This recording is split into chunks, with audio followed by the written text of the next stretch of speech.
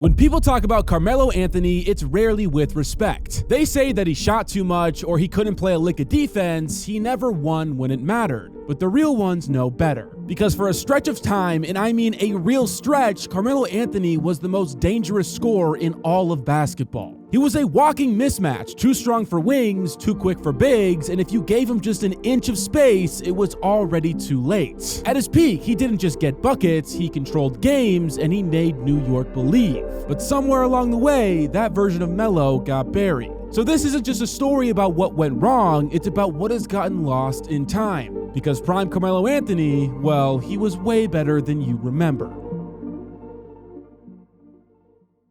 Carmelo didn't need time to adjust. From the moment he stepped onto an NBA court, he looked like he belonged. The Denver Nuggets had won just 17 games the year before, but with Melo, they jumped to 43 and made the playoffs. That's a 26-win turnaround led by a 19-year-old rookie. During that campaign, he put up 21 points, he was confident, explosive, and already had the most polished offensive bag in the league. He had an arsenal of post moves, mid-range pull-ups, step-back jumpers. No one that young was supposed to score that easily. From 2004 to 2010, he averaged nearly 25 points per game, making the playoffs every single year and turned a forgotten franchise into a Western Conference threat. But the deeper you looked, the more cracks you saw. The defense wasn't always there, and the maturity wasn't either, and behind the scoring highlights, Denver kept crashing out early. They had multiple first-round exits, and more than once, it was Melo making headlines for all of the wrong reasons. He clashed with his coaches, got suspended after an infamous brawl at Madison Square Garden, and built a reputation for caring more about buckets than wins. And yet still, the talent was undeniable, and in 2009, everything finally clicked. The Nuggets brought in Chauncey Billups, a real leader, and for the first time, Melo had structure, he had guidance, and he had a real team. They tore through the playoffs, beating New Orleans in 5, knocked out Dirk and the Mavericks in the second round, and then came the ultimate showdown, Kobe Bryant and the defending champion Lakers. And in Game 1, Carmelo punched first. With all the eyes on the two stars, Melo gave Kobe 39 and responded to every punch the Black Mamba threw at him. He matched him shot for shot, fadeaways, pull-ups, contested threes, and although they lost that series in 6, that version of Melo felt like the start of something special.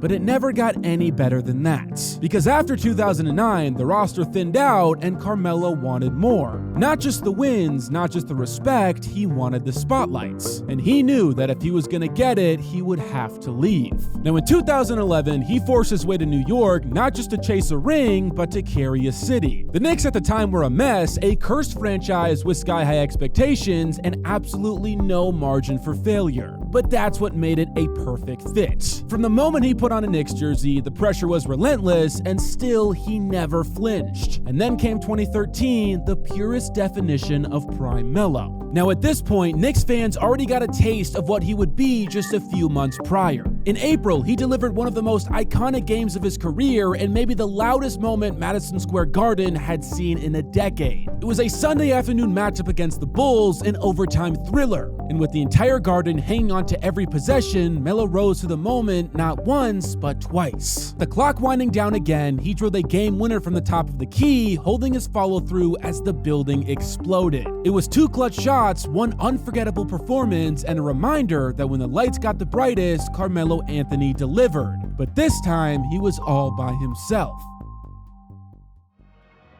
Amari Stoudemire was breaking down. The roster was a mix of aging vets and forgotten names. Most people expected another Knicks implosion. But Melo, well, that man had other plans. He opened the season on a mission, not just to score, but to flat out dominate. That year, he averaged 28.7 points per game, won the scoring title, finished 3rd in MVP voting, and turned the Garden into a war zone every single night. It wasn't about how much he scored, it's about how he did it. Pure footwork with a dead-eye mid-range, back downs, jabs, rip-throughs, all in rhythm, all automatic. He gave LeBron 50, torched the Nets for 45, dropped 30 on the Lakers in 3 quarters, and then came the masterpiece. It was January 24th, 2014 at Madison Square Garden. It was a normal regular season matchup between the Knicks and Bobcats, no playoff stakes, no national TV, just another night. Well, that was until it wasn't. Because Melo came out of the gate and hit everything, mid-ranges, deep threes, fades from the baseline.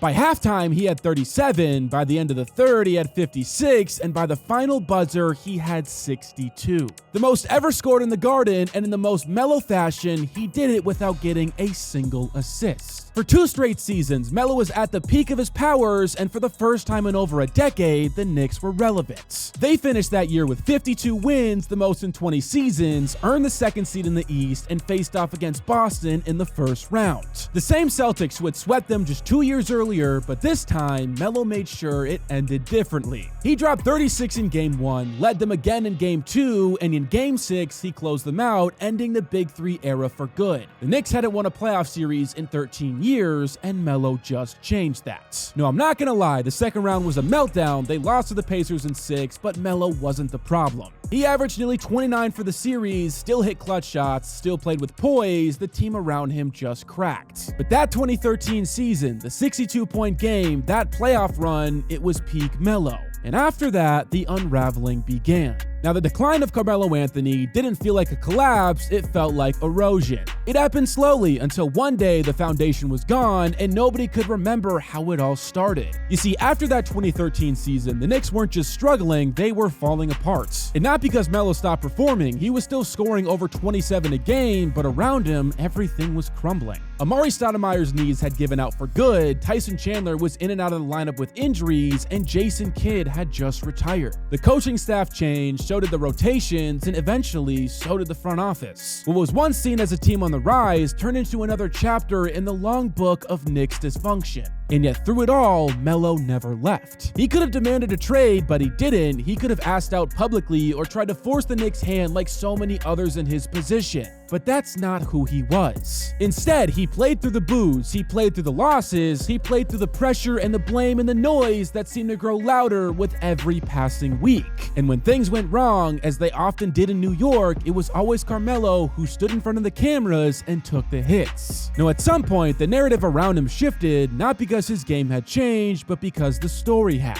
He went from a franchise savior to a scapegoat, from a superstar carrying an impossible burden to a player who was suddenly seen as selfish, outdated, and unwilling to adapt. It didn't matter that the front office had mismanaged the roster, it didn't matter that the talent around him had deteriorated. What mattered, at least to the media, was that the Knicks were losing and Melo was still taking the shots. By 2017, the relationship had ran its course. The team wasn't winning, the city had turned cold, and the front office wanted a fresh start. So they traded Carmelo Anthony. There was no farewell ceremony, no tribute video, no proper send-off for a player who had given them everything he had. One day he was a Knick, and the next he was sent to Oklahoma City in a deal that barely made a ripple. What followed was perhaps the most misunderstood phase of his career. He bounced around from team to team, each stop feeling more temporary than the last. He was still scoring, still showing flashes of brilliance, but the league had already moved on. Teams didn't want isolation scores anymore, and Melo, whether fair or not, was seen as a man from a different era. Some years he was told to change, others he was told that he couldn't. One team wanted him off the bench, another decided he wasn't even worth a roster spot at all. And just like that, one of the most feared offensive players of his generation had become an afterthought. Not because he couldn't play, but the game around him had evolved in a way that left no room for nuance. You were either a winner or you weren't.